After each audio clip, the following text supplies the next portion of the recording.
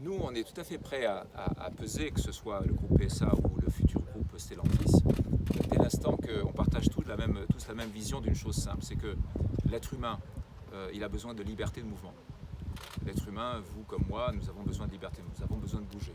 D'ailleurs, pendant la période du confinement, nous avons vu à quel point c'était douloureux de ne pas pouvoir bénéficier de cette liberté de mouvement. Donc la liberté de mouvement, il faut la protéger, c'est d'ailleurs un des socles des démocraties modernes. Vous ne pouvez pas, dans une démocratie moderne, retenir les gens contre leur gré dans un même lieu. Et donc ça veut dire qu'il faut qu'on invente, nous tous, la mobilité propre, mais ça ne va pas être suffisant. Donc, la mobilité propre, entre les véhicules électriques, les véhicules à hydrogène, nous avons la technologie, nous allons la développer et elle va être disponible. La problématique, c'est qu'il faut rajouter aux véhicules propres des véhicules sûrs, que nous savons faire évidemment, et des véhicules abordables. Et c'est bien la troisième dimension qui va aujourd'hui représenter le défi le plus important, c'est sûr et propre, bien sûr, abordable, ça reste évidemment le défi pour nous tous, que ce soit dans l'électrique comme dans l'hydrogène. D'ailleurs, les deux sont des véhicules électrifiés.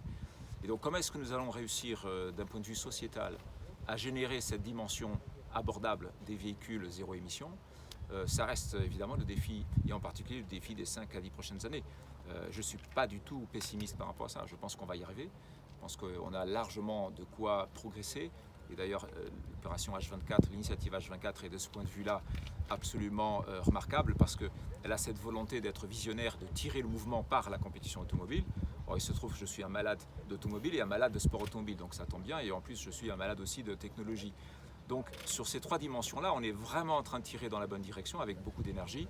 Maintenant, il va falloir que, d'un point de vue citoyen et sociétal, on se dise qu'il va falloir encore travailler un bon moment avant de rendre ces technologies totalement abordables. Et je pense que c'est ça le véritable défi des prochaines années.